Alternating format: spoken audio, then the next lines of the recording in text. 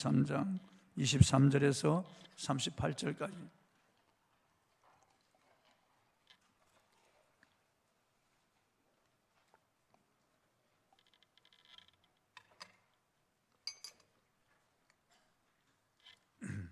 누가복음 3장 23절에서 38절까지. 조금 긴 구절이라서 교독하도록 하겠습니다. 제가 한 절 읽고 여러분들이 한 절을 읽어서 같이 교독하겠습니다. 예수께서 가르치심을 시작하실 때 30세쯤 되시니라. 사람들이 아는 대로는 요셉의 아들이니 요셉의 위는 헬리요,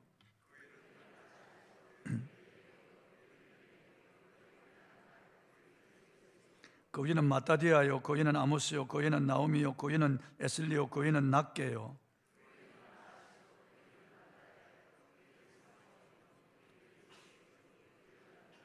그 위는 요하나니요, 그 위는 레사요, 그 위는 스룹바벨이요, 그 위는 스알디엘이요, 그 위는 네리요,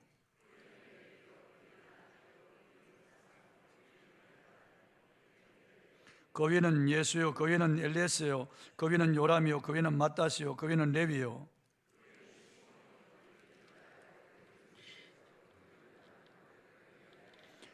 그 위는 멜레아요, 그 위는 멘나요, 그 위는 마따다요, 그 위는 나단이요, 그 위는 다윗이요,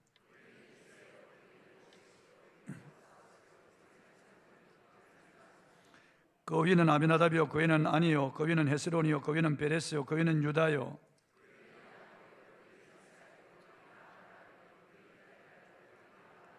그 위는 스룹이요, 그 위는 르우요, 그 위는 벨렉이요, 그 위는 헤보요, 그 위는 살라요,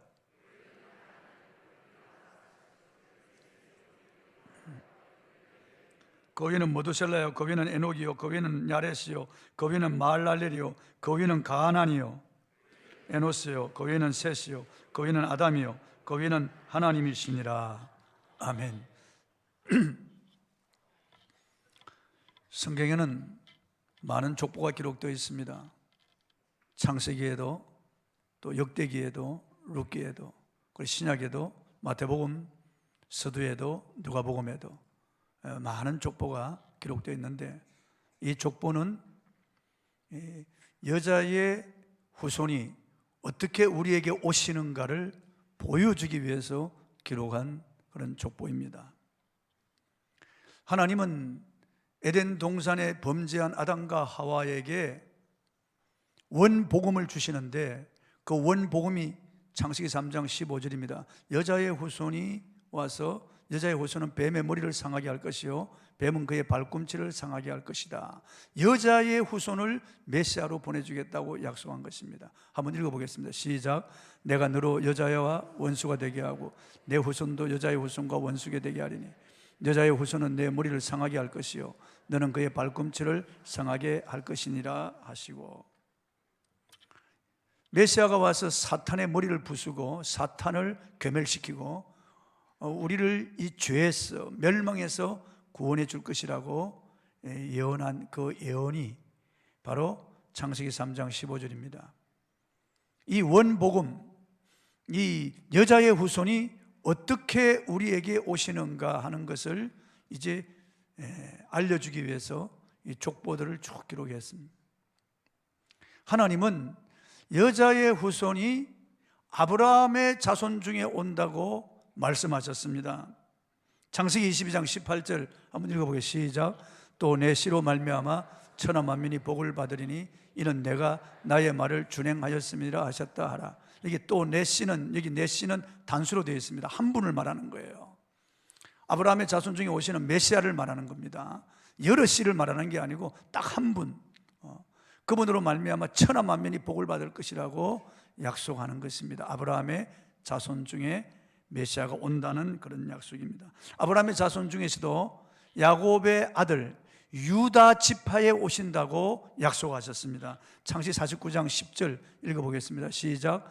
규가 유다를 떠나지 아니하며 통치자의 지팡이가 그 발 사이에서 떠나지 아니하기를 실로가 오시기까지 이르리니 그에게 모든 백성이 복종하리로다. 이 규는 왕의 그 호를 말하는 겁니다. 왕의 지팡이를 말하는 것이고, 실로는 평강을 주시는 분이라고 하는 뜻, 메시아의 고유 명사입니다.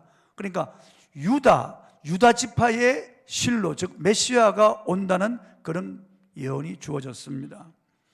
유다 자손 중에서도 다윗의 가문에 메시아를 보낼 것이라고 예언했는데, 나단 선지자를 통해서 다윗에게 내 왕위가 영원히 이를 것이라고 했는데, 메시아를 통해서 이를 메시아 왕국을 말하는 것입니다. 또 다윗 시대 이후에도 여러 선지자를 통해서 다윗 자손 중에 메시아가 올 것이라고 한 예언들이 여러 곳 있습니다. 이사야 11장 12절 1절 2절 한번 읽어보겠습니다. 시작. 이새의 줄기에서 한 싹이 나며 그 뿌리에서 한 가지가 나서 결실할 것이요 그 위에 여호와의 영 곧 지혜와 총명의 영이요 모략과 재능의 영이요 지식과 여호와를 경외하는 영이 강림하시나니. 여기 한 싹, 한 가지, 단수로 되어 있습니다. 한 싹, 한 가지, 바로 메시아를 말하는 겁니다. 이새는 다윗의 아버지죠. 그 줄기에서 한 싹이 난다. 그 줄기는 다윗을 말하고 한 싹이 나고 그 뿌리, 그 이새의 뿌리는 다윗을 말하는, 그 뿌리에서 한 가지가 난다. 결실할 것이다. 많은 열매를 맺는다는 말이죠. 그 위, 즉 다윗의 바로 자손으로 오시는 그 메시아 위에 여호와의 영, 곧 지혜와 총명의 영, 모략과 재능의 영, 지식과 여호와를 경외하는 성령이 그에게 강림해서 메시아가 인류를 구원할 것이라고 하는 것을 지금 예언하고 있는 것입니다. 매우 길게 소개되고 있는 역대기의 여러 족보들도 여자의 후손으로 이어지고 있습니다. 여자의 후손. 룻기에도 족보가 나오는데 구체적으로 여자의 후손에 대한 그런 족보입니다. 다시 말해서 유다의 아들 베레스로부터 다윗까지 그 룻기에 보면은 그 족보가 기록되어 있습니다. 왜냐하면 다윗의 자손으로 오기 때문에 다윗까지가 아주 중요한 겁니다. 한번 룻기 4장 18절 22절 읽어보겠습니다. 시작. 베레스의 계보는 이러하나 베레스는 헤스론을 낳고 헤스론은 람을 낳고 람은 아미나답을 낳고 아미나답은 나손을 낳았고 나손은 살몬을 낳았고 살몬은 보아스를 낳았고 보아스는 오벳을 낳았고 오벳은 이새를 낳고 이새는 다윗을 낳았더라. 여기 베레스는 유다와 다말 사이에서 난 아들입니다. 베레스. 이 베레스의 계보를 쭉 이렇게 기록한 것은 바로 다윗을 통해서 다윗의 자손으로 메시아가 오기 때문에 이 계보를 쭉 이어나간 것입니다. 룻기의 족보는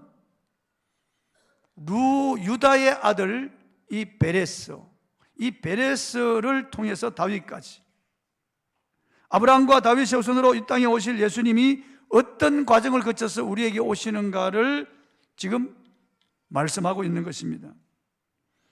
이처럼 많은 구약의 족보들이 이 땅에 오실 예수님을 향하여 있습니다. 강물이 흐르고 흘러 바다로 흘러가듯이 구약의 많은 족보들은 예수님에게로 흘러가고 있다고 말이에요.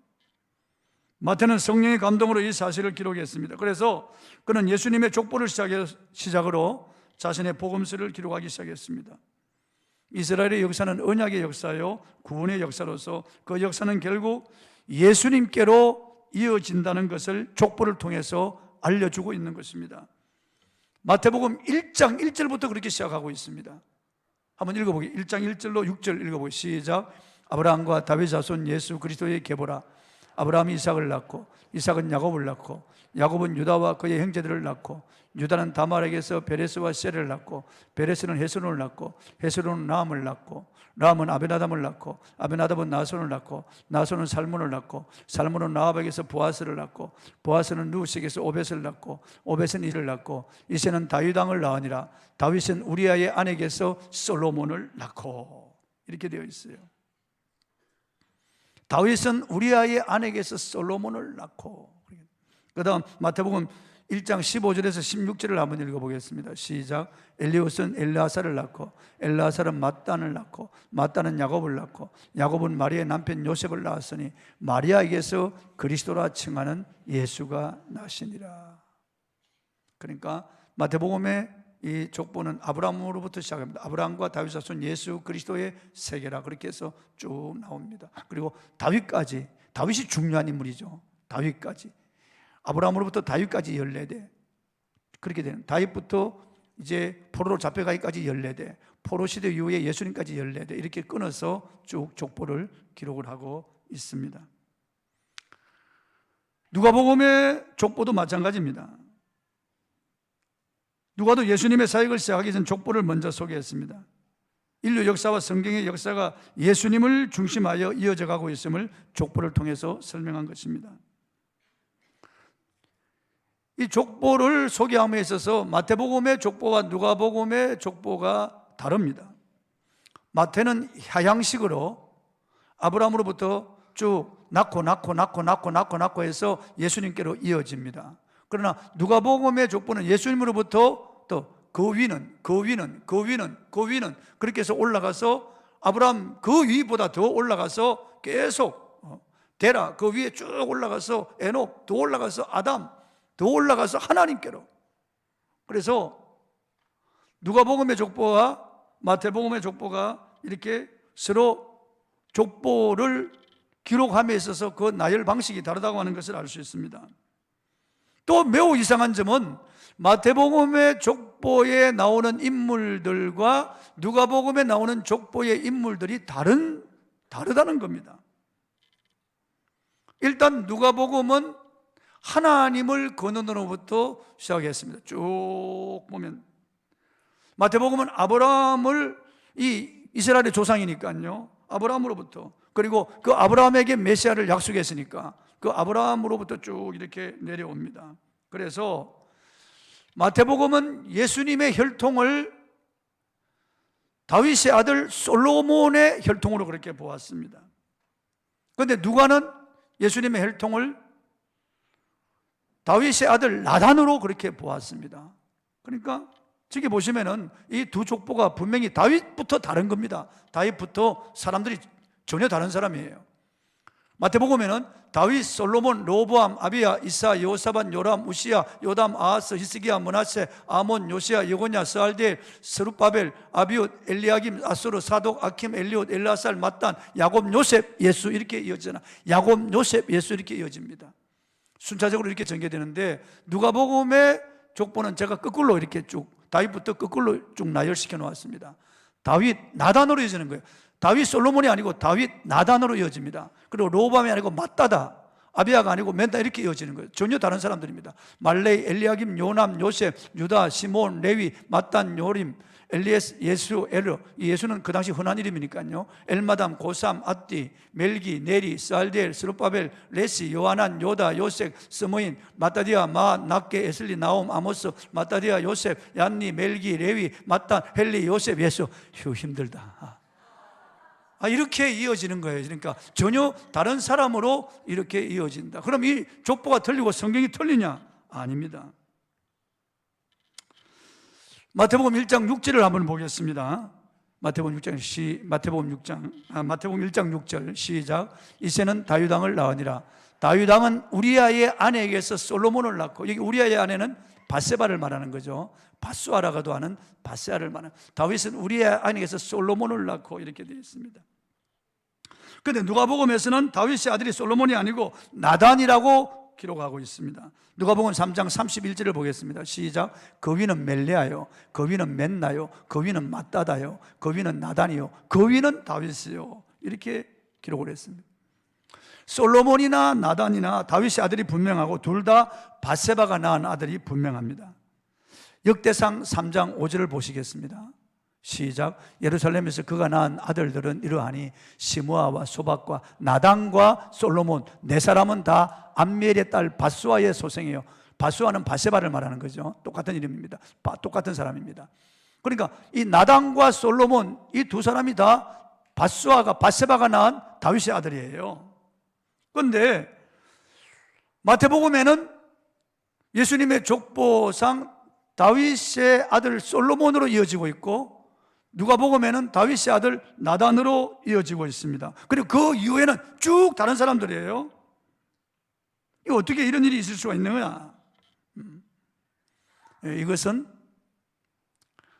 마태복음의 족보는 요셉의 족보고, 누가복음의 족보는 마리아의 족보이기 때문에 그렇습니다. 마리아도 유다 지파예요. 다윗 자손이에요. 그러니까 마리아의 족보상 그 할아버지는 나단이고 요셉의 족보상 할아버지는 솔로몬이에요. 그러니까 이렇게 쭉 갈라지는 거예요. 마태복음에는 이 요셉을 중심해서 요셉 족보를 쭉, 누가복음에는 마리아를 중심해서 마리아의 족보를 쭉 기록한 것입니다. 이 두 사람이 다 다윗 자손이니까. 왜 이렇게 했느냐? 그렇게 한 이유가 있습니다. 성경에 보면은 마태복음 1장에 보면은 족보를 기록한 후에 예수님이 탄생하시는 그 고지를 천사가 요셉에게 알려줍니다. 요셉아, 내 아내 마리아 데려오기를 무서워하지 말라. 그에게 잉태된 이는 성령으로 잉태된 태어날 바 그 아기는 거룩한 하나님의 아들이라 일컬음을 받을 것이다. 아들을 낳으리니 이름을 예수라고 해라. 이는 그가 자기 백성을 저희 죄에서 구원할 자이십니다. 그 요셉이 이 천사의 말을 듣고 마리아하고 정혼을 깨려고 했는데 그 약혼을 깨지 않고 결혼합니다. 그리고 아들을 낳기까지 동침하지 않습니다. 그렇게 마태복음에는 요셉 중심으로, 족보도 요셉 족보고 수태고지도 요셉에게 하고, 이 요셉이 예수님이 태어나는데 주동적인 그런 역할을 하는 인물로 그렇게 기록되어 있습니다. 그런데 누가복음에는 그렇지 않습니다. 누가복음에는 마리아가 주동적인 그런 역할을 합니다. 엘리사벳에게 주님께서 세례요한 수태고지를 하고, 그 다음에 마리아에게 천사가 나타나서 수태고지를 하는 거예요. 마리아여 두려워 말라. 내가 잉태할 것이다. 저는 사내를 알지 못하니 어찌 그런 일이 제게 있을 수 있겠습니까? 성령이 너에게 임하고 지극히 높으신 이의 능력이 내게 임하여 태어날 아기는 하나님의 아들이다. 그러면서 마리아에게 아들을 낳을 것인데 이름을 예수라고 하라고 일러줍니다. 그러니까 마태복음과 누가복음의 족보도 다르고, 그리고 그 전개 방식도 다르다고 하는 것을 알 수 있어요. 요셉 중심, 마리아 중심, 그렇게 나오는 것을 볼 수가 있습니다. 그럼 왜 누가복음에는 이 마리아의 족보를 기록했는가? 이게 마리아의 족보가 틀림없는가? 마리아의 족보가 틀림없다는 그런 정황 증거들이 있습니다. 누가의 족보가 마리아의 것이라고 하는 이런 정황 증거는 민수기에 나타난 슬로보아스의 딸들 때문입니다. 슬로보아스의 딸들은 땅을 분배받은 후에 아들이 없다는 이유로 자신의 가문이 사라질 위기에 놓이자 딸들에게도 상속을 받을 수 있게 해달라고 말했습니다. 그래서 하나님은 슬로보아스의 딸들의 요구를 받아들였습니다. 딸들도 상속을 받을 수 있게 해주었습니다. 민수기 27장 7절입니다. 읽어보겠습니다. 시작. 슬로보아 딸들의 말이 옳으니 너는 반드시 그들의 아버지의 형제 중에서 그들에게 기업을 주어 받게 하되 그들의 아버지의 기업을 그들에게 돌릴지니라. 그렇게 말씀하고 있어요. 슬로보아스의 아들이 없어요. 그러니까 그 기업이 없어질 그런 위기에 처하자 딸들에게도 기업을 물려줄 수 있게 해달라. 그게 받아들여졌어요. 하나님께서 그게 오케이 했습니다. 그런데 하나님께서 대신 다른 지파에게 시집가면 안 된다는 거예요. 그 기업을 물려받은 사람은 자기 지파에게 시집을 가야 된다는 거예요. 그리고 그 기업이 자기 지파에게 그대로 있도록, 자기 지파 안에서 그 기업이 내려가도록, 자식 없이 딸에게 기업을 물려준 사람, 그 딸이 기업을 물려받은 그 딸은 자기 지파와 결혼할 수 있도록. 그러니까 마리아의 아버지가 헬리인데 헬리에게는 아들이 없어요. 마리아가 무남 동료예요. 그러니까 이 마리아에게 기업을 물려주는데 같은 지파 사람인 요셉, 같은 유다 지파, 같은 다윗 가문 사람인 요셉과 결혼하게 한 거예요. 정혼하게 한 거예요. 그래서 요셉이 자기 아버지가 야곱인데, 자기 혈육상 아버지는 야곱이지만은 이제 마리아와 결혼함으로 헬리의 아들도 되는 거예요. 헬리의 아들도 되는 거예요. 왜냐하면 기업을 자기가 받았으니까 헬리의 아들도 된다 그 말이에요. 그래서 누가복음에는 마리아의 족보가 쭉 이어지고 요셉의 아버지가 헬리로 되어 있고, 마태복음에는 요셉의 아버지가 자기 친아버지인 야곱으로 되어 있다. 자기 장인도 자기 아버지가 되는 거예요. 마리아와 결혼했으니까. 이해 가시죠? 크게 아멘 하세요. 이게 족보 이야기를 계속 하니까. 또 다른 이유는 솔로몬의 후손이요 유다 여호야김의 왕의 아들 고니야에 대한 예레미야 예언 때문입니다.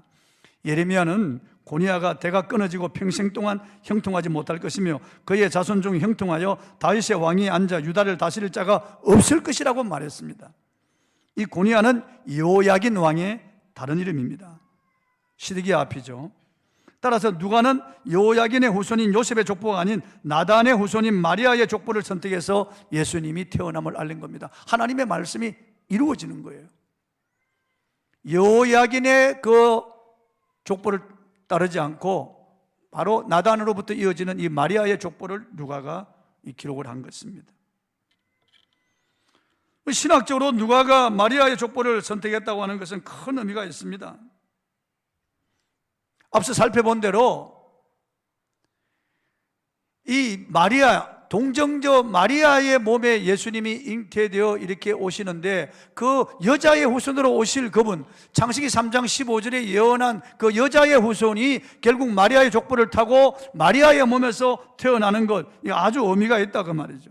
이건 창세전부터 하나님이 이미 예정한 것입니다. 이사야 7장 14절에 보면은 보라 주께서 친히 징조로 너에게 주실 것이요 처녀가 잉태하여 아들을 낳을 것이요 그 이름을 임마누엘이라 하리라 하시니라. 임마누엘은 하나님이 사람이 되어 우리와 함께 하신다 그런 뜻이에요.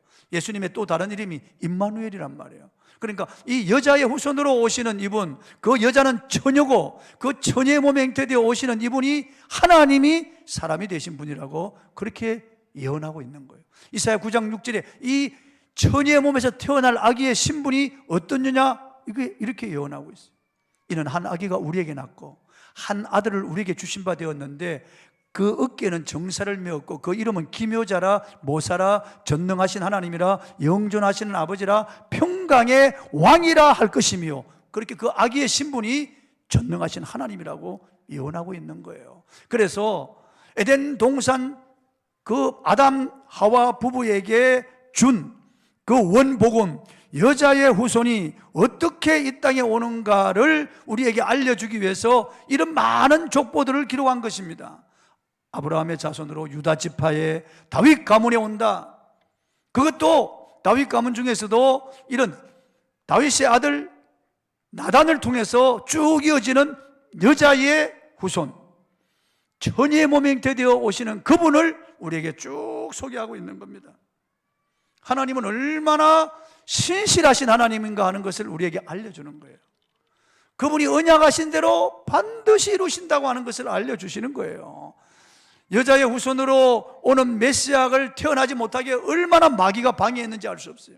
성경에 보면은 여자의 후손으로 메시아가 오지 못하도록 아브라함의 자손으로 오지 못하도록 방해하고 있고 유다 지파에 오지 못하도록 방해하고 있고 다윗 가문에 오지 못하도록 계속 범죄하여 타락하도록 그리고 자식을 끊어버리려고 하는 이런 시도가 마귀의 시도가 곳곳이 있었지만은 하나님은 성실하게 그의 언약을 이루시는 거예요. 그러므로 여러분 우리 하나님의 신실하심을 믿으십시오. 예수님이 태어나기 2000년 전 아브라함에게 언약하신 그 약속, 예수님이 태어나기 1000년 전 다윗에게 언약하신 그 약속, 하나님은 성실하게 이루셨습니다. 인간은 죄를 짓고 타락하고 마귀는 방해해도 하나님은 언약하신 대로 그대로 이루어 나가시는 거예요. 오 신실하신 주님, 하나님의 그 성실하심, 그분의 그 약속하고 그 약속을 지키시고 그 약속을 이루시는 그 하나님의 그 신실하심을 우리가 믿고, 여러분 어떤 어려운 일이 있고 힘든 일이 있더라도 하나님의 약속의 말씀에 굳게 서기를 바랍니다. 절대 낭망하거나 좌절하거나 포기하지 마십시오. 우리 하나님은 당신에게 향하신 그 약속을 반드시 이루십니다. 성경에 하나님의 약속이 있잖아요. 32,500가지 약속이 나에게 주신 약속이에요. 성경에 보면은 하나님의 역사는 그리스도 예수 안에서, 하나님의 약속은 그리스도 예수 안에서 얼마든지 이해가 되니 그런즉 우리가 아멘하여 하나님께 영광을 돌리게 되느니라. 내가 그 약속은 내게 주신 약속인 줄 믿습니다 하고 아멘하면은 하나님은 그 약속을 이루어서 영광을 우리에게 보여주신다는 거예요. 그러므로 하나님의 약속을 굳게 믿으십시오. 성실하신 하나님이라고 하는 사실을 흔들림 없이 이 약속을 굳게 믿어야 돼요.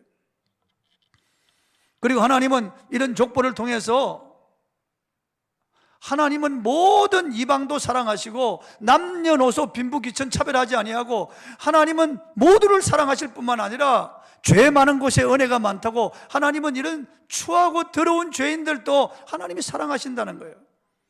마태는 그가 히브리 사람이고 유대인이기 때문에 유대인들이 잘 아는 대로 하나님이 아브라함의 자손 중에 메시아를 보내신다고 했기 때문에 아브라함으로부터 족보를 시작한 것이고, 누가는 이방인이거든요. 이 사람은 헬라 사람이에요. 그러니까 이 누가는 유대인뿐만 아니라 모든 이방인의 하나님이시고 이방인을 구원하기를 기뻐하신 하나님이시라고 하는 것을 알리기 위해서 이 누가복음을 수신자도 데오빌로 각하잖아요. 이방인이잖아요. 우리를 말하는 거예요. 그러니까 하나님으로부터 시작한 거예요. 하나님, 아담, 예수님은 둘째 아담으로 오시기 때문에 이렇게 쭉 시작해서 여자의 후손으로 오실 예수님, 이방을 위해서 이방의 빛이 되실 예수님을 쭉 드러내시는 거예요. 그뿐만 아니라 이 마태복음과 누가복음에는 보면은요, 이런 죄인들이 많이 들어가 있어요. 그렇지만 하나님은 이런 죄인들을 통해서도 하나님의 역사를 이루시고 하나님의 말씀하신 것을 반드시 이루신다고 하는 것을 우리가 알 수가 있어요. 마태복음의 족보에 보면 여인들이 5명이 나오잖아요. 그 중에 4명은 이 죄 많은 여인들이에요. 유다는 다말에게서 베레스를 낳고 이렇게 말하고 있어요. 이 다말은 가나안 여인, 이방 여인이에요. 그리고 이 여인은 자기 시부와 자기 시아버지와 관계를 맺어서 베레스와 세라를 낳습니다. 이 부도덕한 여인 아니에요, 어떻게 보면. 그리고 라합, 이 라합은 아모리 족속이고 여리고 성에 살던 이방인, 이 부도덕한 여인입니다. 술 팔고 몸 팔던 기생이었습니다. 그런데 성경은 살몬은 라합으로부터 보아스를 낳고 이렇게 기록을 하고 있어요. 놀라운 일입니다. 살몬은 라합으로부터 보아스를 낳고 이렇게 기록하고, 이 부도덕한 여인이 예수님의 족보에 올라가고 그리고 다윗의 고조 할머니가 되는 거예요. 그리고 또 보아스는 루스로부터 오벳을 낳고 이렇게 기록을 하고 있습니다. 이 룻이 누굽니까? 모압 여인이에요. 모압 사람은 이스라엘 총회에 들어오지 못한다고 그렇게 기록되어 있어요. 그런데 이 모압 여인 룻이 예수님의 족보에 올라가는 거예요. 보아스는 룻으로부터 오벳을 낳고 오벳은 이새를 낳고 이새는 다윗 왕을 낳으니라, 이렇게 말씀하고 있는 거예요. 이 놀라운 말씀이에요, 여러분요. 다말 이 부도덕한 여인 아니에요. 원래 유다의 아들 엘하고 결혼했습니다. 그런데 엘이 죽자 그 엘의 동생 오난을 다시 남편으로 줍니다, 유다가. 그런데 오난이 하나님께 범죄하여 죽습니다. 그러니까 아들이 있는데, 셀라라고 하는 아들이 있는데 안 줍니다, 유다가. 그 셀라까지 죽일까 봐서. 뭐 세상 말로 하면 팔자가 거센 여자 이런 말이 있잖아요. 그냥 남편 잡아먹은 여자 뭐 이런 말. 그러니까 안 주는 거예요. 그러니까 자기 친정 가서 있는데 이 다말은 아는 거예요. 하나님이 그 조상 아브라함에게 언약하신 그 언약을 알고 있었던 것 같아요. 그러니까 어찌하든지 이 메시아의 조상이 되고 하나님의 은혜에 있기를 원했습니다. 그래서 변장을 하고 세겜에서 양털 깎으러 온 시아버지 유혹을 해가지고 이 창기처럼 변장을 해가지고 동침을 합니다. 그래서 임신하게 되고 거기서 낳은 아들이 베레스와 세라예요. 그 룻기의 베레스부터 시작하잖아요, 그 조상. 이 놀라운 일입니다. 이런 어떻게 보면은 지금으로 말도 안 되는 이런 이 윤리적으로 있을 수 없는 이러한 일을 한 이런 여자를 족보에 다윗의 할머니로 예수님의 족보에 올려놓습니다. 그리고 기생 라합, 그 여리고성에서 술 팔고 몸 팔던 이런 여자, 천한 이런 기생이 그 몰래 잔입에 들어온 그 정탐꾼을 숨겨줍니다. 왜 숨겨줍니까? 하나님에 대한 소문을 들었거든요. 상천하지에 여호와 같은 신이 없음을 내가 알았노라 그럽니다. 이스라엘 백성을 애굽에서 구원하여 40년 광야 생활 동안 기적으로 이끄시고 요단을 건너서 지금 여리고를 치기 위해서 와 있는 그 이스라엘 백성의 하나님이 참 하나님이시고 그분이 우주와 만물을 창조하신 전능자라고 하는 것을 소문을 듣고 믿었어요, 라합이요. 그래서 정탐꾼들을 살려줍니다.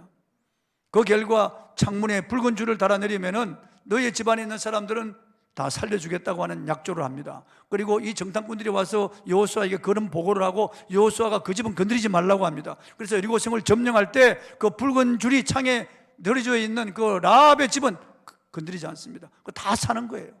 그리고 이스라엘에 귀화해가지고 살몬하고 결혼합니다. 추측해 보건대 아마 그 정탐꾼 중에 한 명이었을 것이라고 생각하는 거예요.